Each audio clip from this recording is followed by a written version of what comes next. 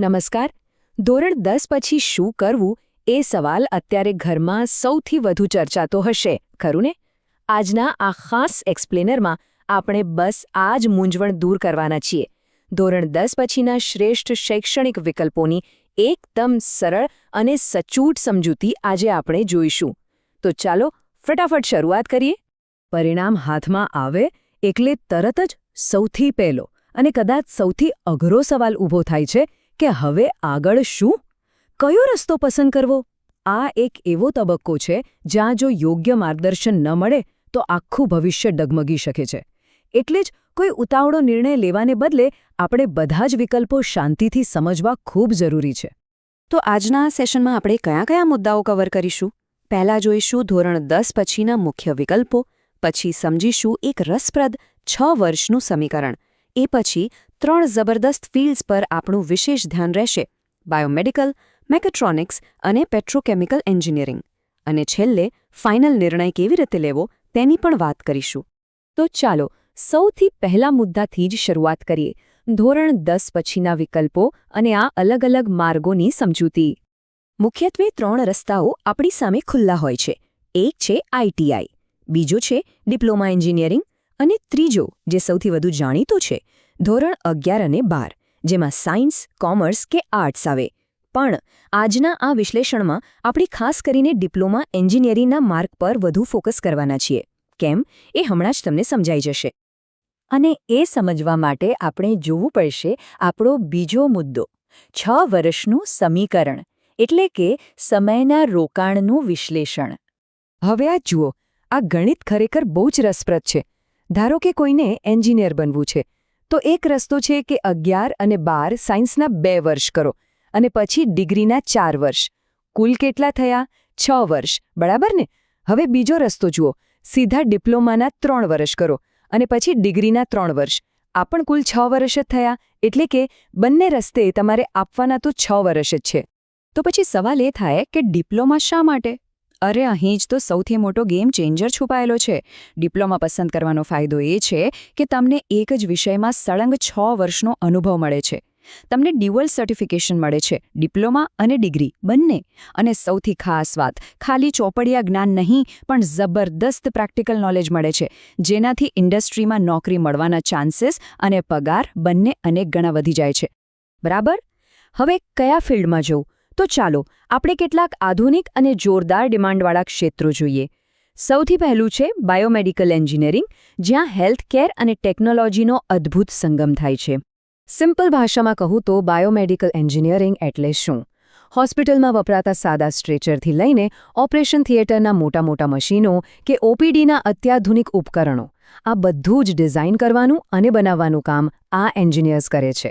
ડોક્ટર્સને સારવાર કરવામાં મદદરૂપ થતી તમામ ટેકનોલોજી આ લોકો જ વિકસાવે છે. છે ને અદ્ભુત? અને આ ફિલ્ડની સૌથી મોટી તાકાત ખબર છે શું છે? આ બિલકુલ મંદી મુક્ત ક્ષેત્ર છે. તાજેતરની મહામારી એટલે કે કોવિડના સમયે આપણને સૌને બતાવી દીધું છે કે દુનિયા ગમે તેટલી બંધ કેમ ન થઈ જાય, હેલ્થકેર સેક્ટર ક્યારેય અટકતું નથી. આર્થિક ઉતાર ચઢાવની આ ક્ષેત્ર પર કોઈ જ અસર થતી નથી. મતલબ કે તમારી કરિયર એકદમ સેફ. હવે આપણે એક બીજા અત્યંત આધુનિક ક્ષેત્ર તરફ આગળ વધીએ: મેકેટ્રોનિક્સ, જે છે એક બહુ શિસ્તબદ્ધ ભવિષ્ય, એટલે કે ધ મલ્ટી ડિસિપ્લિનરી ફ્યુચર. જુઓ, મેકાટ્રોનિક્સ કોઈ એક સાદો વિષય નથી. આ 3 અલગ અલગ પણ ખૂબ જ પાવરફુલ એન્જિનિયરિંગ શાખાઓનું મિશ્રણ છે: મેકેનિકલ, ઇલેક્ટ્રોનિક્સ અને કમ્પ્યુટર એન્જિનિયરિંગ. જ્યારે આ ત્રણેય ભેગા મળે ને ત્યારે મેકાટ્રોનિક્સ બને છે.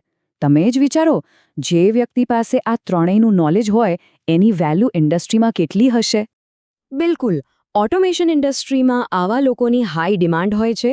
કંપનીઓને હવે એવા સ્માર્ટ એન્જિનિયર્સ જોઈએ છે જે મશીન પણ સમજે, સર્કિટ પણ સમજે અને કોડિંગ પણ કરી શકે. એટલે જ દેશમાં જ નહીં પણ ગ્લોબલ માર્કેટમાં અને ઇમ્પોર્ટ એક્સપોર્ટ સેક્ટરમાં પણ આવા મલ્ટી સ્કિલ્ડ ઉમેદવારોને મોઢે માગ્યા પગાર મળે છે.